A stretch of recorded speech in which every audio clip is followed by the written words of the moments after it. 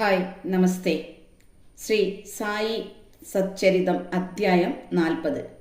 1. Mrs ദേവിന്റെ ഉദ്യാപന അടിയന്തിരത്തിൽ 2 പേരോടു കൂടി വന്ന് സന്യാസി എന്ന നിലയിൽ പങ്കെടുത്തത്. 2. ഹേമത് പാന്തിന്റെ വീട്ടിൽ ബാബ ചിത്രത്തിന്റെ രൂപത്തിൽ സന്ദർശിച്ചത്. മുഖവുര. ഭക്തന്മാർക്ക് ഭൗതികവും ആധ്യാത്മികവുമായ കാര്യങ്ങളിൽ ഉപദേശം കൊടുത്ത് അവരെ സന്തുഷ്ടരാക്കി ജീവിത ലക്ഷ്യത്തിലെത്തിക്കുന്ന സായി സമർത്ഥ് അനുഗ്രഹീതനാണ്. സായി അവരുടെ തലയിൽ കൈവയ്ക്കുന്നതോടെ തൻ്റെ ശക്തി അവർക്ക് പ്രദാനം ചെയ്ത് സകല ഭേദങ്ങളെയും ഇല്ലായ്മ ചെയ്ത് നടപ്പിൽ വരുത്താൻ അസാധ്യമായ സംഗതികൾ സുസാധ്യമാക്കി തീർക്കുന്നു. മുന്നിൽ നമസ്കരിക്കുന്നവരെ ആലിംഗനം ചെയ്ത് അവരുടെ ദ്വന്ദ്ഭാവങ്ങളും വ്യത്യാസങ്ങളും ഇല്ലായ്മ ചെയ്യുന്നു. ഏതുവിധം സമുദ്രം നദിയെ തന്നിൽ ചേർത്ത് തൻ്റെ മഹിമ നദിക്ക് പ്രദാനം ചെയ്യുന്നുവോ അതുപോലെ അദ്ദേഹം ഭക്തന്മാരെ തന്നിൽ ചേർത്ത് തൻ്റെ ശക്തി അവർക്ക് പ്രദാനം ചെയ്യുന്നു. ദൈവഭക്തന്മാരുടെ ലീലകളെ പ്രകീർത്തിക്കുന്നത് ഭഗവാന്റെ ലീലകളെ തന്നെ പ്രകീർത്തിക്കുന്നതിന് തുല്യമാണ്. ഇനി ഈ അധ്യായത്തിലെ കഥകളിലേക്ക് പ്രവേശിക്കാം. മിസ്സിസ് ദേവിന്റെ ഉദ്യാപന അടിയന്തരം. മിസ്റ്റർ ബി വി ദേവ് താനയിലെ ദഹനുവിൽ മംലത്ത്ദാർ ആയിരിക്കുമ്പോൾ അയാളുടെ അമ്മ 25-30 വ്രതങ്ങൾ ആചരിച്ച് കഴിഞ്ഞതിനാൽ അതിൻ്റെ ഒരു ഉദ്യാപന അടിയന്തരം പരിപൂർത്തി വരുത്തൽ നടത്താൻ തീർച്ചയാക്കി. അതിന് 100 അല്ലെങ്കിൽ 200 ബ്രാഹ്മണർക്ക് ഭക്ഷണം കൊടുക്കണം. അതിന് ദിവസം നിശ്ചയിച്ച് അയാൾ ബാപ്പു സാഹേബ് ജോഗിന് എഴുതുകയും ബാബ വന്ന് സദ്യയിൽ പങ്കുകൊണ്ടാലേ ചടങ്ങ് പൂർത്തിയാവൂ എന്ന് പ്രത്യേകം അപേക്ഷിക്കുകയും ചെയ്തു. കത്ത് ബാബയ്ക്ക് ജോഗ് വായിച്ചു കൊടുത്തു. അതിലെ ശുദ്ധഹൃദയത്തോടു കൂടിയ ക്ഷണം സ്വീകരിച്ച് ഞാൻ എന്നെ സ്മരിക്കുന്നവരെ പറ്റി സദാ ശ്രദ്ധാലുവാണ്. എനിക്ക് വാഹനമോ വണ്ടിയോ ഡോങ്കയോ തീവണ്ടിയോ വിമാനമോ ഒന്നും ആവശ്യമില്ല. എന്നെ സ്നേഹപൂർവം വിളിക്കുന്നവന്റെ അടുക്കലേക്ക് ഞാൻ പാഞ്ഞെത്തി ആവിർഭവിക്കുന്നു. അയാൾക്ക് സ്നേഹപൂർവം മറുപടി അയക്കുക. നമ്മൾ 3 പേർ ചേർന്ന് പങ്കുകൊള്ളുമെന്നറിയിക്കുക എന്ന് ബാബ പറഞ്ഞു. ബാബ പറഞ്ഞ വിവരം ജോഗ് ദേവിനെ അറിയിക്കുകയും ചെയ്തു. ദേവിന് സന്തോഷമായെങ്കിലും ബാബ ദൂരയാത്ര പോവില്ലെന്നും റഹഡ, റൂയി, മിഗോൺ എന്നിവിടങ്ങളിൽ മാത്രമേ പോകാറുള്ളൂ എന്നും അറിയാമായിരുന്നു. അയാൾ അതേ സമയം തന്നെ സർവാന്തര്യാമിയായ ബാബയ്ക്ക് സാധ്യമല്ലാത്തതൊന്നുമില്ലെന്നും ഏതെങ്കിലും രൂപത്തിൽ പെട്ടെന്നു വന്ന് പങ്കെടുത്തുകൂടാ എന്നില്ലെന്നും കരുതി. അടിയന്തിരത്തിന് കുറച്ചു ദിവസം മുമ്പ് ബംഗാളി വേഷത്തിൽ ഒരു സന്യാസി ഗോസംരക്ഷണത്തിന് വേണ്ടി പ്രവർത്തിക്കുകയാണെന്നും പറഞ്ഞ് ദഹനുവിലെ സ്റ്റേഷൻ മാസ്റ്ററുടെ അടുക്കൽ സംഭാവനയ്ക്ക് ചെന്നു. സ്റ്റേഷൻ മാസ്റ്റർ സന്യാസിയോട് ടൗണിൽ പോയി മംലത്ത്ദാരെ അഥവാ ദേവിനെ കണ്ട് അദ്ദേഹത്തിന്റെ സഹായത്തോടെ ഫണ്ട് പിരിക്കുന്നതാണ് നല്ലതെന്ന് പറഞ്ഞു. അന്നേരം മംലത്ത്ദാർ തന്നെ സ്റ്റേഷനിലേക്ക് വന്നു. സ്റ്റേഷൻ മാസ്റ്റർ സന്യാസിയെ പരിചയപ്പെടുത്തി കൊടുത്തു. മംലത്ത്ദാറും സന്യാസിയും സംസാരിച്ചുകൊണ്ട് പ്ലാറ്റ്ഫോമിൽ തന്നെയിരുന്നു. മംലത്ത്ദാർ അപ്പോൾ അവിടുത്തെ പ്രധാന പൗരനായ റാവു സാഹേബ് നരോത്തം ഷെട്ടി ഒരു സംഭാവന പിരിവ് തുടങ്ങിയിട്ടുണ്ടെന്നും ഉടനെ മറ്റൊരു പിരിവ് കൊണ്ട് ഗുണമുണ്ടാവില്ലെന്നും അതുകൊണ്ട് 2-4 മാസങ്ങൾക്കു ശേഷം വരുന്നതാണ് നല്ലതെന്നും പറഞ്ഞു. ഇതു കേട്ട് സന്യാസി സ്ഥലം വിടുകയും ചെയ്തു. സുമാർ 1 മാസം കഴിയുന്നതിന് മുമ്പ് ഒരു ദിവസം സന്യാസി ഡോങ്കയിൽ വന്ന് രാവിലെ 10 മണിയോടുകൂടി മിസ്റ്റർ ദേവിന്റെ വീട്ടിന് മുന്നിൽ ഇറങ്ങി. ദേവ് അദ്ദേഹം സംഭാവനയ്ക്ക് വന്നതായിരിക്കുമെന്നാണ് ധരിച്ചത്. അടിയന്തരത്തിന്റെ ഒരുക്കങ്ങൾ കണ്ട് സന്യാസി താൻ സംഭാവനയ്ക്ക് വന്നതല്ലെന്നും ഭക്ഷണത്തിനാണ് വന്നതെന്നും പറഞ്ഞു. ദേവ് അതു കേട്ട് ശരി, വളരെ സന്തോഷം, നിങ്ങൾക്ക് സ്വാഗതം, ഈ വീട് നിങ്ങളുടേതുപോലെ കരുതുക എന്ന് പറഞ്ഞു. അപ്പോൾ സന്യാസി എൻ്റെ കൂടെ 2 പയ്യന്മാരുണ്ട് എന്ന് പറഞ്ഞു. എന്നാൽ അവരെയും കൂട്ടിവരൂ എന്നു ദേവ് പറഞ്ഞു. ഊണിന് 2 മണിക്കൂർ താമസമുള്ളതുകൊണ്ട് എവിടേക്കാണ് ആളെ അയച്ച് അവരെ വിളിക്കേണ്ടതെന്ന് ദേവ് ചോദിച്ചു.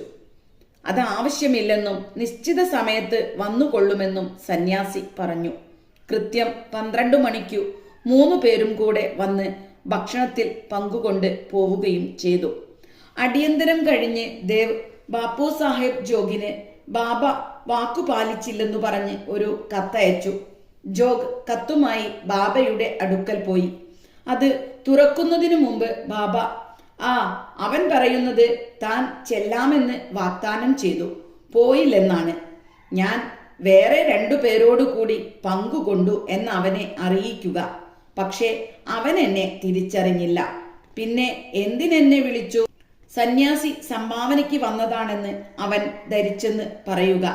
അന്നേരം സംശയം തീർത്ത് വേറെ 2 പേരെയും കൂട്ടി വരുമെന്ന് പറഞ്ഞില്ലേ? അങ്ങനെ 3 പേർ വന്നു സദ്യയിൽ പങ്കുകൊണ്ടില്ലേ? നോക്കൂ, വാക്കുപാലിക്കാൻ വേണ്ടി ഞാൻ ജീവൻ തന്നെ ബലി കഴിക്കും. ഞാൻ ഒരിക്കലും എൻ്റെ വാക്കുകൾ തെറ്റിക്കില്ല എന്ന് പറഞ്ഞു. ഈ വാക്കുകൾ കേട്ട് സന്തുഷ്ടനായ ജോഗ് വിവരം ദേവിനെ അറിയിച്ചു. ആ കത്ത് വായിച്ച ഉടനെ അയാൾ സന്തോഷാശ്രുക്കൾ പൊഴിക്കുകയും ബാബയെ പഴിച്ചതിന് മനസ്സ തന്നെത്താൻ ശപിക്കുകയും ചെയ്തു. സന്യാസിയുടെ ആദ്യത്തെ സംഭാവന പിരിവിനുള്ള വരവും മറ്റും തന്നെ പറ്റിച്ചതായിരുന്നുവെന്നും സന്യാസി 2 പേരോടു കൂടി ഊണിന് വരാമെന്ന് പറഞ്ഞപ്പോഴെങ്കിലും മനസ്സിലാവാഞ്ഞത് കഷ്ടമായി പോയെന്നും അയാൾ അത്ഭുതപ്പെടുകയും സങ്കടപ്പെടുകയും ചെയ്തു. ഈ കഥ ഭക്തന്മാർ സമർപ്പണ ബുദ്ധിയോടെ സദ്ഗുരുവെ സമീപിച്ചാൽ അവരുടെ വീടുകളിലെ മതപരമായ ചടങ്ങുകൾ വേണ്ട വിധം ഗുരു തന്നെ നടത്തിക്കൊടുക്കും എന്നതിന് ഉദാഹരണമാണ്. ഹേമത് പാന്തിന്റെ സദ്യ. ബാബ അദ്ദേഹത്തിന്റെ ഒരു ചിത്രത്തിന്റെ രൂപത്തിൽ പ്രത്യക്ഷപ്പെട്ട് ഭക്തന്മാരുടെ ആഗ്രഹം സാധിച്ചു കൊടുത്ത കഥ പറയാം. 1917 ഒരു വെളുത്ത വാവു ദിവസം രാവിലെ ഹേമത് പാന്തിന് ഒരു ദർശനമുണ്ടായി. ബാബ നല്ല രീതിയിൽ വസ്ത്രങ്ങൾ ധരിച്ച് സന്യാസിയെ പോലെ വന്ന് അയാളെ ഉണർത്തി അന്ന് ഭക്ഷണത്തിന് വരുമെന്ന് പറഞ്ഞതായിട്ടാണ് ദർശനം. ഉണർത്തലും സ്വപ്നത്തിന്റെ ഒരു ഭാഗമായിരുന്നു. നല്ല പോലെ ഉണർന്നപ്പോൾ സായിയോ സന്യാസിയോ ഇല്ല. നന്നായി ഓർമ്മിച്ചു നോക്കുമ്പോൾ സന്യാസി പറഞ്ഞ ഓരോ വാക്കും മനസ്സിൽ ദൃഢമായി തെളിഞ്ഞു. ബാബയുമായി 7 കൊല്ലത്തോളം അടുപ്പമുണ്ടായിട്ടും സദാസമയം ബാബയെ ധ്യാനിക്കുമായിരുന്നെങ്കിലും തന്റെ വീട്ടിൽ ബാബ ഭക്ഷണത്തിന് വരുമെന്ന് തീരെ പ്രതീക്ഷിച്ചിരുന്നില്ല.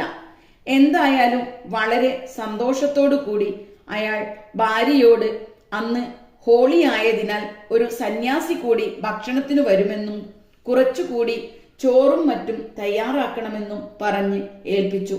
പിന്നീട് അവർക്ക് തെറ്റിദ്ധാരണയുണ്ടാവാതിരിക്കാൻ അയാൾക്കുണ്ടായ സ്വപ്ന ദർശനത്തിന്റെ വിവരവും പറഞ്ഞുകൊടുത്തു. അവർ ബാബ ഷിർദിയിൽ നിന്ന് ബാന്ദ്രയിൽ വരുമോ എന്നും സ്വാദിഷ്ടമായ ഭക്ഷണങ്ങൾ ഉപേക്ഷിച്ച് അവരുടെ സാധാരണ ചോറും കറിയും കഴിക്കാൻ വരുമോ എന്നും ശങ്കിച്ചു. അപ്പോൾ ഹേമന്ത് പന്ത് ബാബ അങ്ങനെയല്ല വരുക എന്നും ഏതെങ്കിലും അതിഥിയുടെ രൂപത്തിൽ അവിടെ വന്ന് ഭക്ഷണത്തിൽ പങ്കുകൊള്ളുമെന്നും പറഞ്ഞു.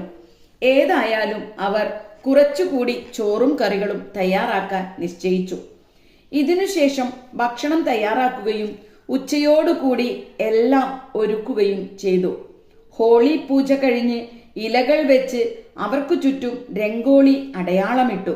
2 വരിയായി ഇല വെച്ചതിന് നടുക്ക് അതിഥിക്കും ഒരു ഇല വെച്ചു. കുടുംബാംഗങ്ങളെല്ലാം, അതായത് ആൺമക്കളും അവരുടെ മക്കളും പെൺമക്കളും അവരുടെ ഭർത്താക്കന്മാരും എല്ലാം അതാതു സ്ഥാനത്തിരുന്നു. വിഭവങ്ങളെല്ലാം വിളമ്പി. അപ്പോഴെല്ലാം അവർ അതിഥിയെ പ്രതീക്ഷിച്ചിരുന്നെങ്കിലും ആരും വന്നില്ല. ഉച്ച കഴിയാനും തുടങ്ങി. അപ്പോൾ വാതിലടച്ച് സാക്ഷിയിട്ട് അന്ന ശുദ്ധി അഥവാ നെയ്യ് വിളമ്പി. അത് ഭക്ഷണം തുടങ്ങാനുള്ള അടയാളമാണ്.